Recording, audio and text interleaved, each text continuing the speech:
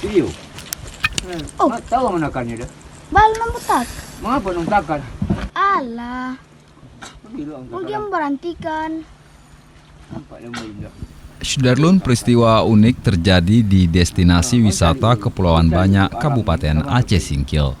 Tepatnya di kawasan Kampung Lamo, Kecamatan Pulau Banyak Barat, Selasa 8 Desember 2020 siang. Seorang pemancing bernama Herlin dikejutkan oleh sambaran burung elang ke mata kailnya. Ia pun harus mengeluarkan tenaga ekstra agar dapat menaklukkan burung elang sebesar ayam jago dewasa.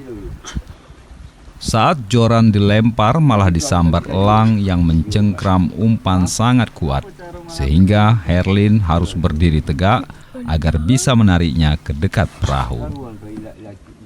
Destinasi wisata Kepulauan Banyak, khususnya kawasan Pulau Banyak Barat, memang terdapat aneka jenis burung elang pemangsa ikan. Kehadiran elang menjadi atraksi tersendiri bagi para pemancing yang menggunakan teknik casting dengan umpan permukaan. Sebab para pemancing sewaktu-waktu dikejutkan dengan sambaran elang.